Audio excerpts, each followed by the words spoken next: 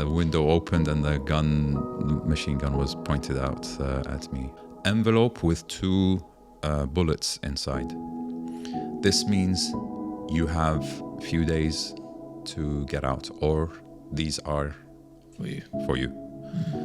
I stepped on the scale at that time, 2009. So 4 years later, from 68, I was 105. I lost I would say 25 kgs in 2 years. A man who does not handle stress physically is not a man. He could be anything else, but not a man. The word man has to rise up on top of all boys. Saif, welcome to Past, Present, Future. Thank you very much for joining me today. If you can, please introduce yourself, who you are and what you're doing now. Thank you very much for having me here. Saif Al Yasi, Iraqi-born, Iraqi national, having an Iraqi nationality, living for the last 18 years in Dubai. I work as a general manager for a medical equipment company and also a coach. The coach can be subdivided into few categories: fitness, nutrition, mindset, masculinity, and relationship. Very nice, very nice. So instead of starting your journey at the beginning, we'd like to go a little bit before the beginning. So if you can just give me a short description or describe your parents for me. My parents. My father's a general surgeon. He studied in the UK, in Edinburgh, actually. So that's the time that we had to move to the UK and live there for 6 years, I think. And my mother's an Arabic teacher who stopped teaching because we had to go with my father. So I was raised at an early age in the UK. So my first language was English. Interesting. Yes. So first language, English. Yeah. So you're, from what your parents did, it's quite an academic. Yes. Coming from quite an academic family. Did the academia run through you? Was it kind of in your blood? Yes. Or? Yes. Okay. And yes. with everyone, siblings, do you have any siblings? I do. I have 3 sisters younger than me, and I'm the only boy, the eldest one. Yes.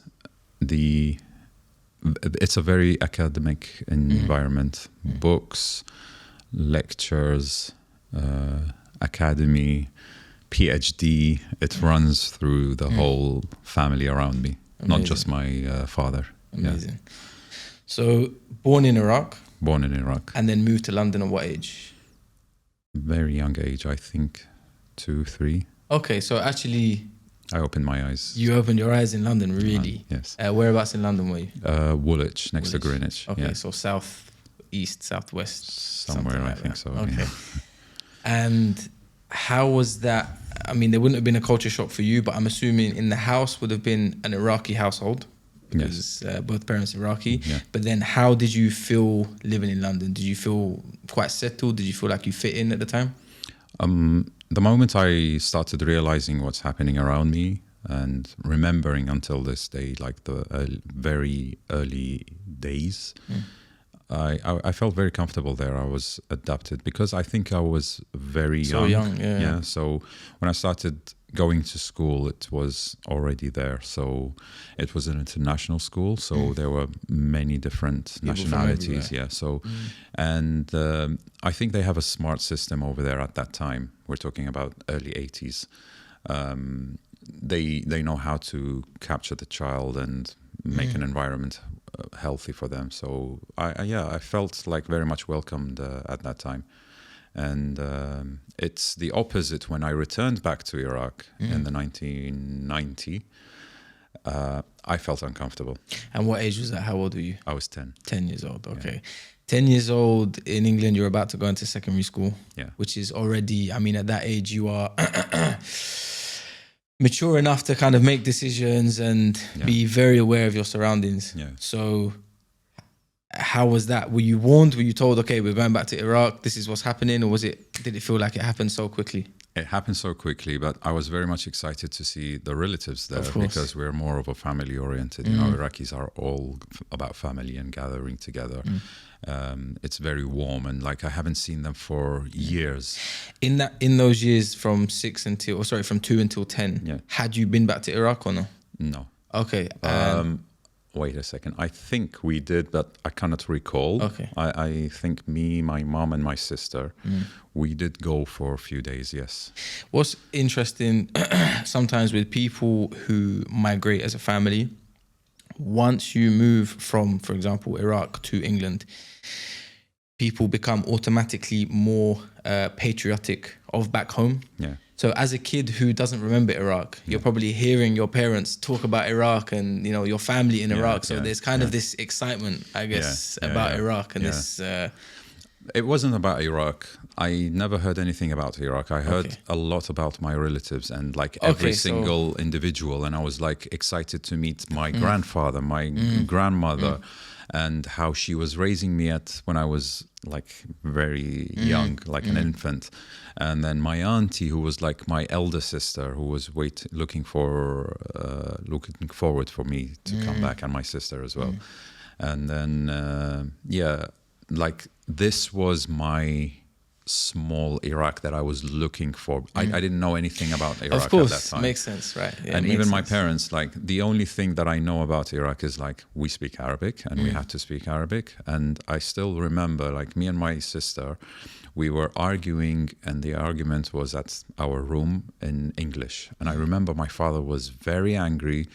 He used to come, open the door the moment he sees or hears us talking and arguing and playing in English. It's like, no, use Arabic when you're at home. Amazing. So this was a very important point that my father implanted in us, is like not to lose the language, because we are in a place where English was very much spoken everywhere. Of course, school and school, TV. friends, after school friends, whatever. It's English. So the moments we speak Arabic was the only time that we had to speak but it was more easier, more comfortable. And I'm seeing it even with my kids now. It's more easier and comfortable to speak English rather than Arabic or any other language. So I guess it's like it's something you have to actually actively do, right? Yeah. Because you work in it has English. to become- Dubai is you can get by in English in Dubai. You don't need Absolutely. to speak Arabic, right? But it's a privilege to speak your own native 100%. language, and you not just only speak it, but you know the grammars and. I still remember when I went back, I was struggling. Luckily, my mother was an Arabic teacher, so she was very much tough with me and my sisters to learn the proper grammar and proper Arabic. And then from my father, he was also like pushing and checking on us from time to time. So now that I grew up in a country which is Arabic country, I see so many grammar mistakes in the writings of Arabic because it's not the Arabic people writing it. They rely on different nationalities, non-Arabic speakers like Pakistanis, Indians who know how to write or make the writings. So it's very, very critical and crucial. And then the other side is like, it makes your life easier. So me speaking both good English and perfect Arabic at my job, when I go and meet someone Arabic, without being no one, just the moment I speak the proper Arabic, I'm like, it's a gate opener for me. Exactly. Yeah. So 10 years old, you moved back to Iraq. How you said that you did speak Arabic, or you were little bit. taught to speak Arabic. How was your Arabic when you got to Iraq? It was broken Arabic. Broken Arabic, of course, because at that age, you know. So I was like, you know how it sounds when you don't speak like your proper Arabic or any other language. It's a broken, funny, and at school I was picked on because of that. So I've been looked like as the guy who is trying to be cool, but he's not. But actually, this was me. Yeah. I wasn't making it up. So yeah, I had to take a few steps back in order for me to adapt in the society and be amongst everyone. So it was an uncomfortable zone for me for a period of time until I started making new friends, learning. Like, I was all ears to listen and grasp any joke, any slang, anything that I could make my life easier at school or even at life. I started going out with my cousins. I started going out with my elder uncles just to learn, to listen, to watch. I was an observer, but a good listener. And yeah, it didn't take much time until I became like a typical Iraqi. So slowly you did your education and you... But it was quiet and silent, like, So at that time, what was going on in Iraq at that time, from the teenagers throughout high school? So yeah, by the time we returned back, it was like a few days, weeks, I think, until the first Gulf War started, or the invasion of Kuwait happened. So literally within a few days of touching down in Iraq? Yeah, like I would say a few weeks, as I recall, like literally. I don't remember like enjoying Iraq in a peaceful time, because Iraq at the year 88 just finished the war with Iran, 8-year war with Iran. So it was like just 2 years of like, you know, catching the breath of the country, like rebuilding stuff which was damaged for the long period of war with Iran for the 8 years, and like just couple of years, and then straight away, boom, we're invading Kuwait. America is after us. Boom, boom, boom. Where were you located at that time in Iraq? In Baghdad, in the capital. And so what were the early things happening after the invasion or when the war started? What did you see around you? How was the environment? Very uncomfortable, because we had to relocate because we were scared, avoiding staying next to glass windows because it could break and shatter, hurt us. I remember sleeping under the stairs because it was safest place, because, you know, levels of the house is the last that could hit you and reach you. These are the survival mechanisms that we developed. Funny, I'm laughing about it, but at that time we were also laughing about it. I mean, it was a nice time away from work, away from school, which everyone hated. But at the same time, we were gathering, making fun, but you could feel the tense and the stress of everyone, especially the elder ones around us. But it was all nice, like we were gathered as families together, making new friends in different locations. So at some point you had to relocate. Yeah. Where did you relocate to? Different provinces in Iraq. We went to the south, and then like it was a crazy road around. And then suddenly the civil war started when it was immediately after the first Gulf War, when some troops came from, I think, if I recall, from Iran, who were trying to make the Saddam regime fall. So Saddam had to take the army and fight these people to push them away. So we were already in that territory in the south. So Baghdad was a safe place at that time, but we were in the danger zone. We're in the red zone. We witnessed quite a lot as kids, and throughout that age, what were your feelings towards everything that was going on? It was just chaos. I guess at that point, when someone's in the middle of something going on so crazy, you don't really have time to sit and think about it, right? It's survival mode. It is. It's, I'm assuming, from your parents, look after ourselves, look after the kids, and just... We were kids at that time. I would say I was 11 years old, because it was 1991. I was 11 years old at that time. So I was still like a kid, not a teenager yet. But we're making friends as we move around, new friends, because we're relocating from school to a house to a park to finding shelter and running away from the whole... issues. But yeah, so there was always families in camp, so we used to make friends as our parents were trying to make a comfortable, small, temporary camp for us. For us kids, we were playing, making fun. So this is the only fun part that I remember, but I wasn't really ready enough to look at the other side of the or see or feel the other side of the the issues that my parents were going through. War and that level of trauma creates, of course, a level of PTSD.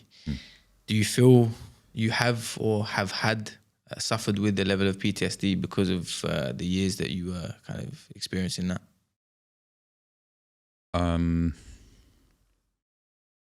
This was just the first war. Okay. What I've seen after was more and worse. Okay. Until 2005 was the last time I had to run away from my country forcefully and book the first flight after so many incidents happened in between. So the first war that we're talking about is from the age of 11 until? 15, 14. 15, 14. Yeah. And then from that, there was another age. war at the, I think, age of 16. And then it kept on going, like war after war, and then invasion after invasion. At some point, did it just feel like this is life, this is normal, this is... Yeah. We are strong enough to handle this, and this is like normal for us. Seeing dead bodies, it's normal. Hearing bombs is like just firecrackers for us.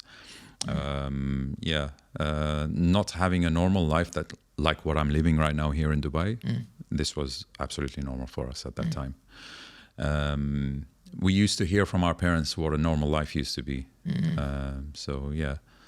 But we reached to the level where it was safe. It was quite okay before the 2003, the fall of the or the bigger invasion where Saddam was removed from the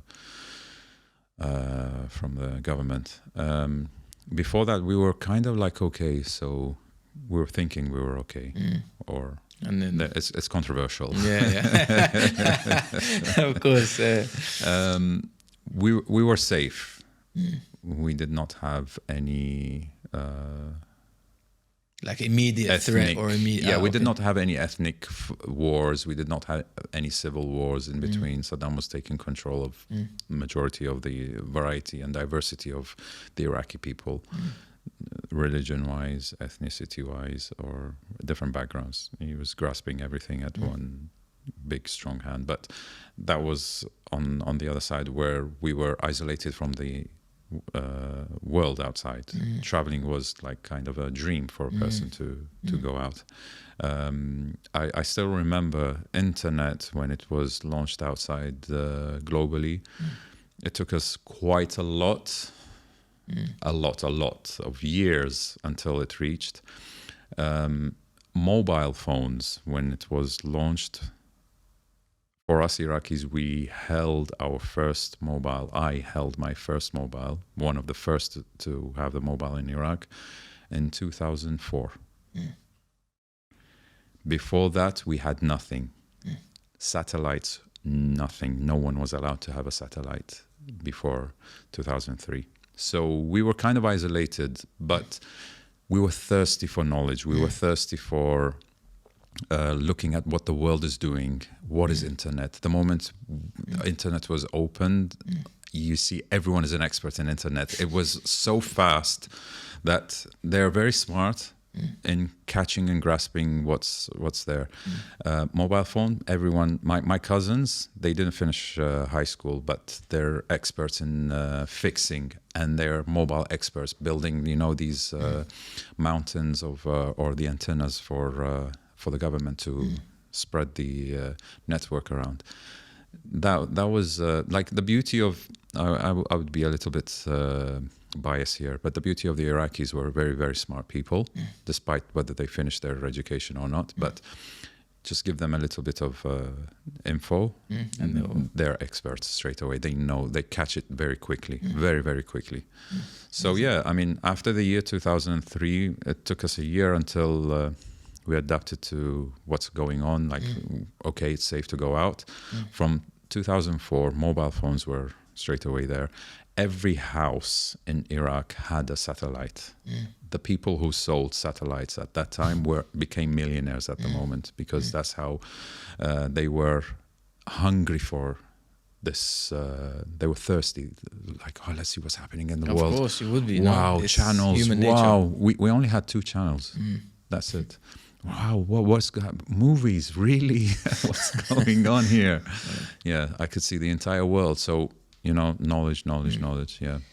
So before leaving Iraq and coming to Dubai, there were a few incidents that led to you leaving. Yeah.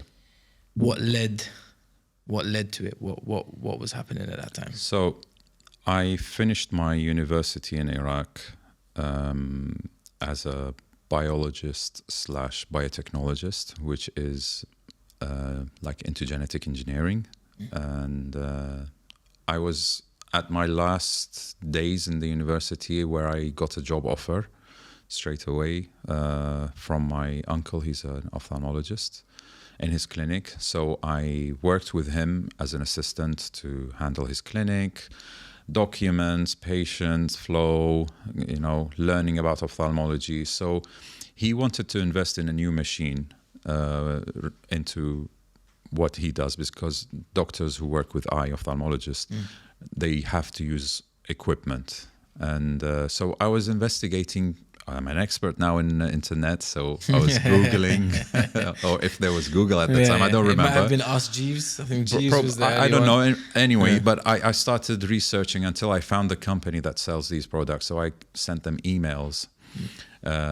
This was literally 2003 or 4. Yeah, I think 4. And I got a reply from a company in Iraq inviting me to have a meeting with them. So I went to the meeting as a representative from my uncle's clinic to sit down with the sales manager of the company. And as I was talking about the equipment, and I know the equipment because I studied it before coming to him, he looked at me, he's like, cut the bullshit. Would you like to have a job with me and work in this company? It was Zeiss at that time. Zeiss is a big name. It's a German company. He was the exclusive distributor for it in Iraq. And I was like, really? I was like, give me some time. Let me get back to you. So I went back and I spoke to my uncle. He was like the godfather for me in work and like pushing me to work and stuff. He's like, yeah, go work straight away. I was like, what about your job? And I'm like, he's like, you can do both. Yeah. Finish your work and come. I'll not cut your salary. You'll have both. I'm like, cool. So I started working straight away the next day, I think, or a couple of days after I did the interview, and straight away I was hired, working, getting familiar with the work. And then this is where the chaos started, because we had to deal with the Americans at that time because there was no government, and the American army was taking over the country. So business had to go on, and rebuilding Iraq was kind of the program at that time. So we had to sit down with generals to set deals. So we looked like to the people who still don't understand what's going on, people who had the weapons, that we were betrayers of the country. We shook hands with the Americans. Some of the people who were divided, people who accepted the Americans, and there were still people who did not accept. They were carrying guns and they were shooting people who were into the side of the army. So, yeah, they didn't understand what type of work we were doing.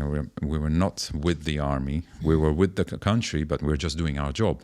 So, yeah, we got attacked big time, and few of our colleagues got shot, those who passed away and those who got injured.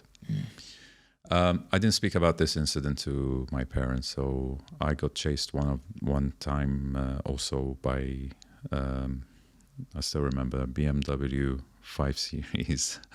The window opened and the machine gun was pointed out at me. Luckily, I managed to escape. I don't know how. I wasn't brave. It's just natural instinct. Survival mode kicked in. Yeah. So yeah, but life was going on. This was normal. This was absolutely normal. It's like day-to-day happening things. And just quickly, the reason why someone would do that is because they feel that you are betraying the country. Either they were a mixture. They're either this or they were after the money, because you're working with the Americans, you're getting dollars, and let's take some money. So kidnapping was a high trend at that time. Kidnapping was the thing. I mean, at that time, you'd heard that kidnapping's going around. Yeah. You know it was a big thing. Yeah. Were you prepared in some way? I mean, no one can really be prepared for being kidnapped, but is there, if you know it's happening a lot, are people taking precautions? I mean, locking Everyone doors, was carrying a gun with them or sort of a weapon. I was having my own gun, which I took from my uncle, I think. At that time, he was in the army with Saddam, so he had few guns around. So he spared with us something. So I managed to take one, keep it with me in the car. And at this point, it's happening so much that you're kind of always looking over your shoulder. You have to be. You have to be careful. You have to be careful. But life kept on going, even while the Americans were shooting. So, I mean, from what we've heard today, the age of 11 until whatever age this was, just 25. Before, 25, absolute chaos. Yeah. And at some point, we get used to Yeah. whatever we're subject to. Yeah. We get used to it. So up until this point, I mean, now looking back, however many years later, how would you describe yourself at that point, just before the attempted kidnap? How would you describe your mental health, I was normal. I was absolutely normal. You'd become hardened to everything that's happened. Yeah, it was life. This was the only life that we knew. So we were fine. Absolutely sharp mental focus, strong. I mean, we think we were strong at that time. But now looking back at it, yes, we were tough. Of course. Yeah. The human, looking at the life right now and men, what they're going through right now, no, we were soldiers. We were warriors, actually, not soldiers. Yeah. So, I mean, you know that they say like going to the army makes a man, or going to tough times makes a man. Yeah, we were tough. I am today who I am is because of the life I lived in the past. It's because of the death I've seen in my eyes. You know, there's a funny video of Joe Rogan where he says like the scariest stare of one of the fighters that he was talking about. He's one of the guys, he's a serial killer who killed so many people, and the other one is like from the kind of like SWAT who killed also. Like they stare at each other. I see myself one of them, and I think I'm more scarier than they are.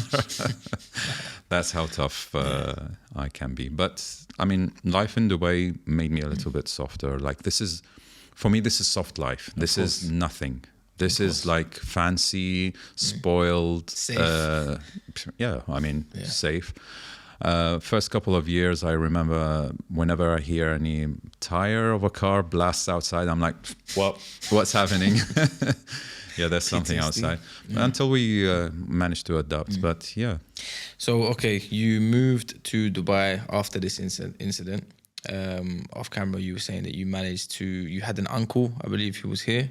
Yes. And he's the same who I was working for. So he also got threatened through one of his relatives who got kidnapped kids, and they asked him to leave the country straight away. So he left. So he came here, he built his life straight away, like a few months. And then he told me like, you're not staying there as well.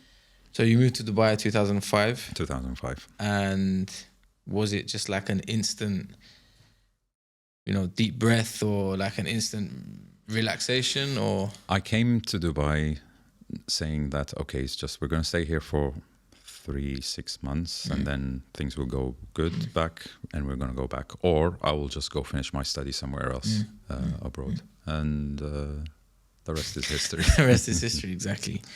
Would you say that there was, the things that you've described, I'm sure stay with the person forever. And you said you have softened up, or, Dubai is quite soft here. How long would you say it has taken you, if you have, to adapt to a much easier life, a less chaotic, a less scary? I was still connected back home because my parents were there, and things were getting worse and worse. Yes, I managed to survive, but I still have parents there, sisters. I was worried about them, and my father was a doctor, surgeon, and they started, it went into phases. So they started reaching to scientific people, doctors, threatened them to get out of the country. So there was a famous envelope. This was the threat message. envelope with two bullets inside. This means you have a few days to get out, or these are for you. So my father got one, which I didn't know until my mum told me. So I was panicking at that time. It was, I think, 2007. So I managed to go and, with the help of my uncle and connections that we had here with the hospitals, because I came and I was working in the medical equipment company, same ophthalmology equipment. So I did have some connections. So we managed to get him a job. His CV was like overqualified. And yeah, he got the job straight away.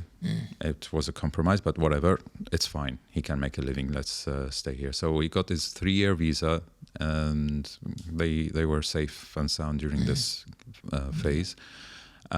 After he finished his visa, he didn't want to renew. He said, I will go back home. I would rather die in my home country. You know, old mentality people. It was kind of like, okay, things started to ease up a little bit. So they were worried about the house, because our house, after they left, got, I think, 2 missiles. Yeah, luckily they were not there. Going back a few points, it's interesting the fact that you can move to Dubai and you're safe now, but knowing your family back home must add another level of anxiety and fear, because when you're there, you're kind of all in it together. Absolutely. You can physically see someone. Absolutely. You know where you can kind of get together and be somewhere, go somewhere. That's a very important thing that you just said, because when I was there, you have your eyes as the lens of the camera that you see around you, and you see the reality and what's fake and what's real. When I came here, I started seeing things through the camera. And whoever is holding the camera and wherever he's pointing, in this room, for example, if he's pointing at me, the people will only see me. But if he's going to show you around, which they did not. So when there was, for example, an attack, and I know every single inch in Baghdad, and whenever they say or announce at the news there was a bomb at this area, I know who's there. And I know this path. My father could be going to his clinic through this path at this time. And I get worried and I pick up the phone. And now I hear their voices. If you can't get through. Yeah. And so I reached to the level that I was always picking up the phone and always on the news. And my mom was like, listen, you know Iraq and Baghdad better than we do, because you were at the streets more than us. So don't worry, we're okay. Stop worrying, we're fine. Stop worrying, we're fine. Until I managed to get them here, and then that was like peace of mind. Yeah. Crazy. Yeah. Because, that, again, just that the feeling of having loved ones somewhere and not being around for such a crazy time is, really, really crazy. Yeah. So in Dubai, you were working in the same field that you were working in back home. And at some point, there was a real body transformation fitness journey for you. Yeah. What sparked that? Because there's a picture on your Instagram which I genuinely didn't even know it was you, the first guy. Most of the people don't. And it's a real transition. So how did that start? I got married at the year 2007. My parents were just here, so they were attending my wedding. First marriage, life is easy, life is comfortable. Yeah, don't worry about things. So I left myself live this ease of life. Everything is fine. Parents are here. I'm married. I made it. Things are good. Relax. I started adding weight without noticing. In 2009, I had my first kid, Yusuf. I think we were on a staycation in one of the hotels, and they leave a scale inside the bathroom. So I was completely naked. I was like, let's see how much I weigh. Stepped on the scale. I came to Dubai, by the way, I was 68 kg. Me, tall, 68 kg. I stepped on the scale at that time, 2009. So 4 years later, from 68, I was 105. I lifted my head in the mirror and I started seeing a person that I used to see, but this time is different because there's somebody who slapped me. The scale slapped me, the number, the 3 digits on the scale that slapped me and woke me up. What's happening? Who's this guy? I was like, okay, no, enough is enough. Back to track. You've gone so far. So I started fixing my way of eating, removing what I know is harmful, which was sweet, sugar, eating normal foods. I stayed literally 2 years just eating junk food. Junk food without sweets. When I say junk food, I was eating everyday lunch from the office, McDonald's, Big Tasty. I lost I would say 25 kgs in 2 years. Skinny guy. Not skinny fat, let's call him. But I dropped the weight. People were like, wow, what are you doing? What happened? Like, are you okay? Sick? What happened? No, I'm just like, no, just back to normal. And then I started realizing that, no, this is not enough. If I manage to drop my weight, I look ugly. I don't want to be like this, skinny, sick, looking sick. Let's go into the gym. I was 30 at that time. So I bought a membership at that time to a gym. Everyone against all odds, because the gyms at that time, I still remember, Fitness First was the first UAE mixed kind of public gym. Okay. Yeah. So I took a membership there and I started going there. And so into the fitness, into weightlifting. I used to do weightlifting back home in Iraq. So I kind of know. Thanks to the help of the YouTube, it's an interest for me. I know I have a goal in my mind, so I started researching and building this. A lot of men have the idea to lose weight and to change lifestyle habits, whether it be the junk food or going to the gym. Majority don't follow through. Why was it that you just thought you wanted to do it and then just did it without any difficulties? I'm sure there was difficulties, that's the wrong word, but why were you successful in the first go, shall we say? There is a reason, but I'll keep this reason for myself. Okay. Okay. I've been asked many times. I don't want to say why, but there was a important reason which triggered me and woke me up to make this transformation happen. And it was a matter of life or death that I have to have the physique that I want. Got you. And I got it. Okay, so if you were to give advice to a man of any age, because you did it at 30, to a man of any age on the mindset, being able to flick the switch, what advice would you give? Make it happen. It's never too late. You as a man, you are built to be under stress, mentally, physically, and by life in general. Okay? If you're not a man. I said it out loud. I was hesitating, but I said it out loud. A man who does not handle stress physically is not a man. He could be anything else, but not a man. The word man has to rise up on top of all boys. A man who cannot handle physical stress or mental stress is not a man. Full stop. What do you think? I wanted to say this for quite a long time. Really? I managed to say it. Amazing. I took the bravery to say it. I don't care what kind of comments are coming through. I'm ready for them. Good. No, we have to go for it.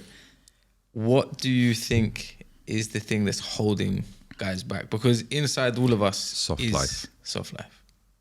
Very soft life. Inside every man, there's a beast. You have to, as a man, I'm talking to men now, you have to feed and train that beast inside you. You have to, you must. He's hungry, he's thirsty. Feed him. Make him the worst beast that can destroy the entire world. It's a must. Feed that beast inside you. But learn how to contain him. That's a different level of man. That's the optimum level of a man. You have a beast inside you. Make him the strongest, the most furious, the most dangerous beast ever. Ready to kill if you get him out right now. Unchain him. He can destroy everyone. You have to train him. You have to feed him. You have to make him ready. But learn how to contain him. That's the optimum level of a man. What would you say are the major differences before and after the transition for you? With everything, relationships, life, work. No, relationship was not related to the fitness or the body transformation. It's a different level of transformation, or it's the next phase of transformation. But physically, it gave me more confidence. It gave me a new career for myself, which could be something for someone, but could be not.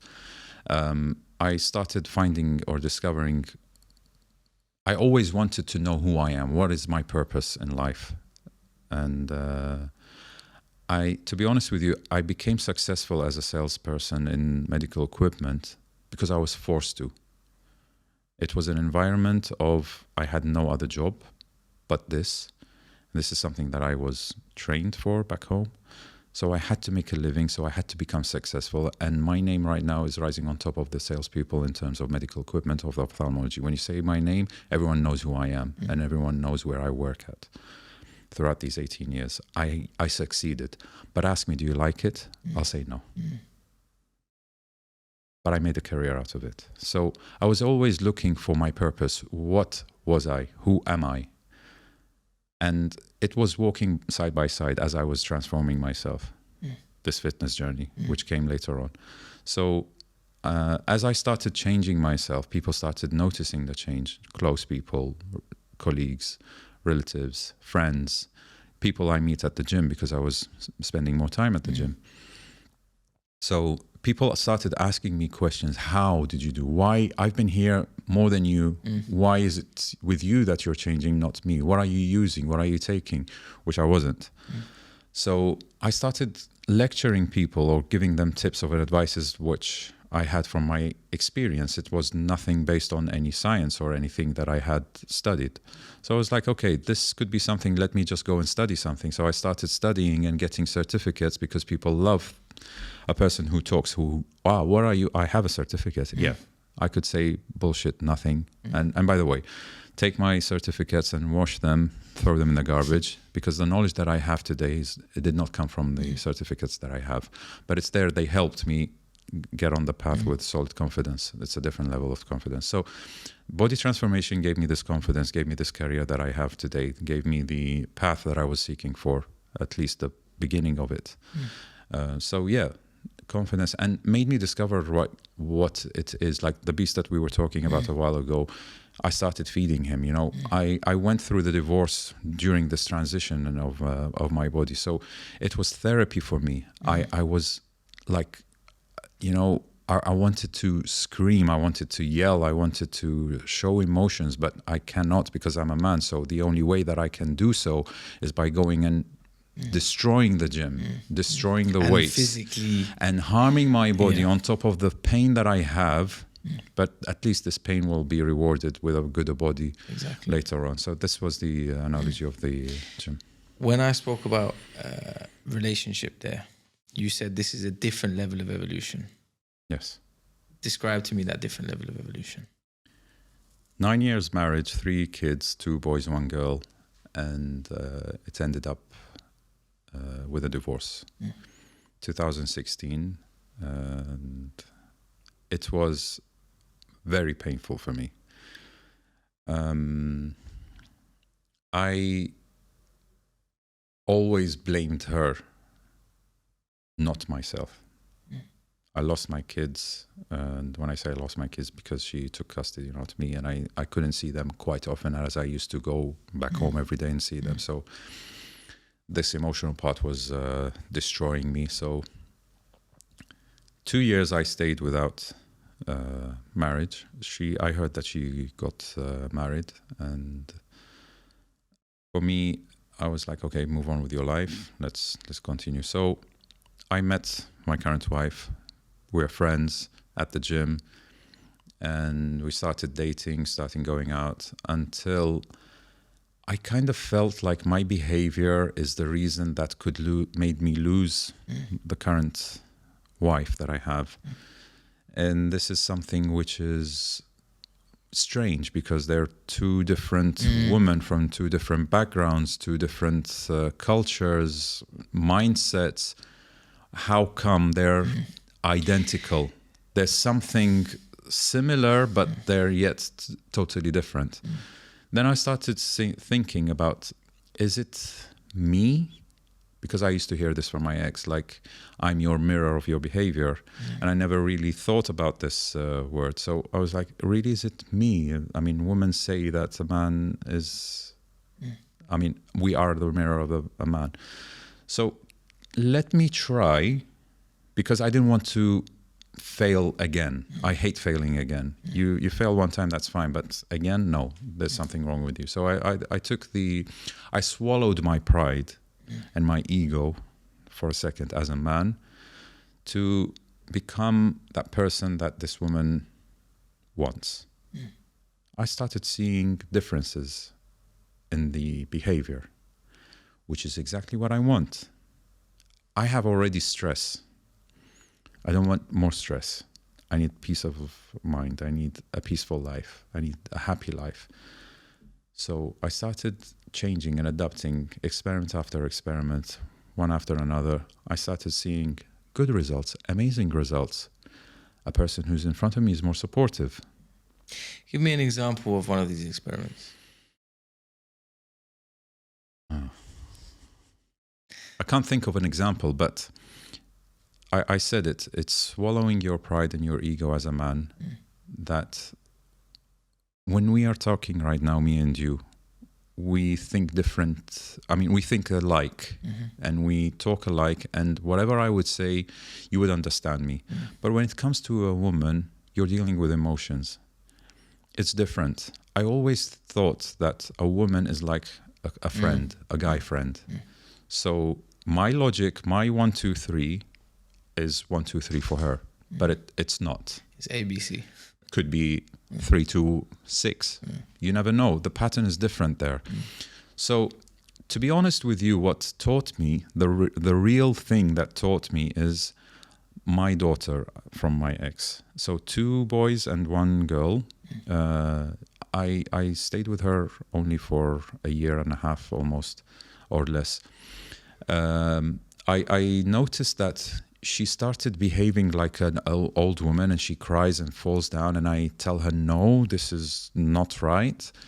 And then she, spreads her lips down and like gives me these angry looks and started, no, bad you. And she doesn't want to talk to me. So her behavior was like a small woman. And I was like, okay, this is my daughter. I'm not going to let her be upset. Even though I shouted at her or told her off to do, no, this is not, you're going to hurt yourself doing that. And she started crying. The moment she started using her emotions as a small kid, and she's mine. I don't want anyone to hurt my daughter. I pick her up, I kiss her, I'll make her happy, and then she's fine. Sometimes she doesn't accept straight away. It takes some time but when she does, she's in my arms, she's happy. So I was like, wait a second. Can I apply this technique on an older version of a woman? And I did, and it worked. So the similarity is there. Some women in the comments attacked me by when I said this, but we're not the same. No, emotionally, a man needs to understand, because this is a language that we men, we understand. It's not, let's leave the women aside. Women stay aside when I'm saying this. I'm talking to the men, and only men who have daughters understand what I'm saying. Because a daughter for a man is a totally different story. Boys, yeah, they're good. They're fine. They're beautiful. They're amazing. You know, they're gonna carry your name. They're gonna be men in the future. But a daughter is totally different. It teaches you so much. And the first love of a man is his daughter, and the first love of a daughter is the father. Yeah, very true. So that is from the aspect of talking to the men. From your experiences and from what you've seen and learned, as in, sorry, the killing of the ego, or the lowering of the ego and the pride for the man. What advice would you give to a woman from her to a woman? To a woman. Men are very simple, very, very simple, and very, very easy. 2 things: give to a man, and you can have that man as a ring in your finger. Respect, appreciation. That's it. These 2 things. Respect his decision. Respect the way that he wants to lead things, the way that he thinks, the way that he does things. And then just show him that respect. And then if you opposed to what he's doing, you can sit down and talk to him, but make him feel respected for this. This is something. The other part is the appreciation. We don't hear appreciation that much as men, but it's very, very touchy for us. It's very, very important. It reaches our soul the moment you say thank you for something that we do. The moment, and it's a way that a woman teaches a man that do more of this. I want you to do it more. When you tell me thank you, when you tell me wow, you're working so hard, we really appreciate that. You know, when I go back home and my wife tells me this, the next day, tomorrow is my off day. I'm ready to go back to work and conquer the world just because she said this to me. This is appreciation. It makes us go 10 times stronger and fight outside. Another thing that I would just want to go back to, and it's very, very important that I have to say this message here to all the men. The beast that we were training a while ago, and I was telling you to train and feed and get him ready. This guy, if you cannot contain him and expose him to your wife or girlfriend, he's going to destroy your marriage.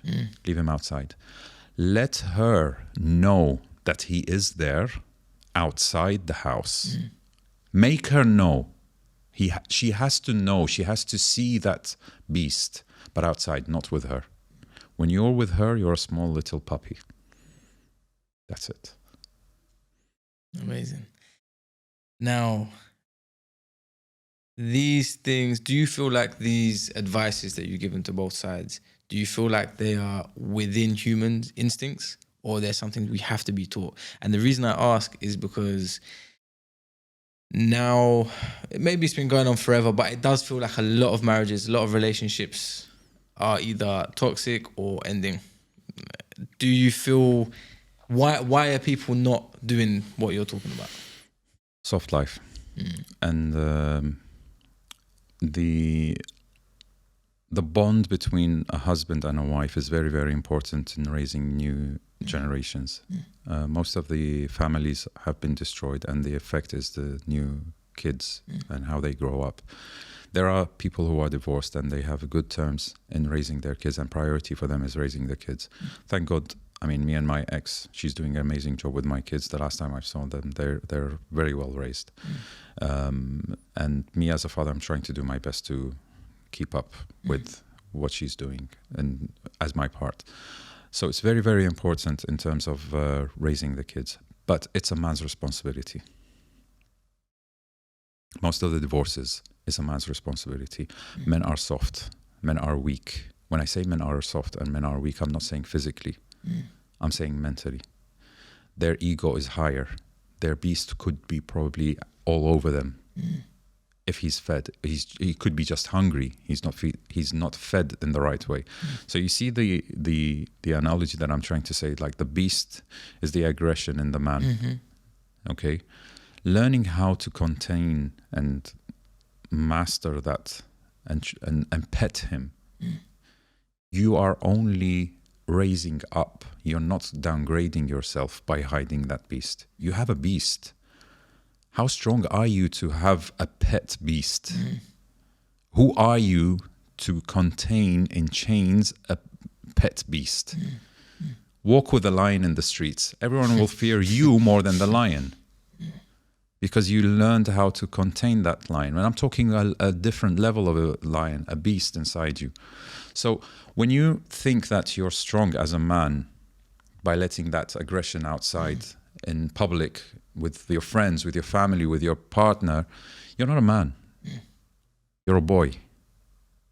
A man who knows how to contain that beast and show him when it's time to show, not to your woman, not to your child, shouting or beating your child.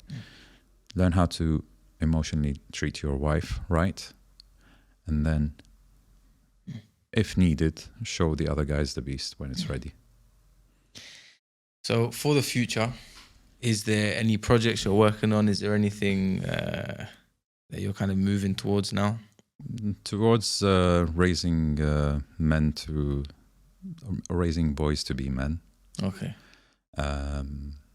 Because I feel responsible in this society to help people, because I was one of the victims of being a boy for a long time, and only realizing after a longer time how to become a man and how to raise as a man.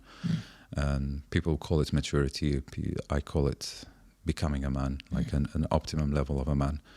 So it's very, very important. It takes a lot of pride swallowing for the boys to understand what I'm trying to say. But if people are ready, if they are ready to fix themselves, and there are a lot who are awakening and want to be, because they're at the edge of losing a partner, losing a job, or losing something very precious for them. And this, I would call it like a factory of men.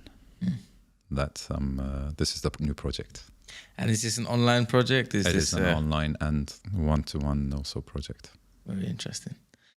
Saif, thank you so much for your time today. Thank you very much, Chris. Really appreciated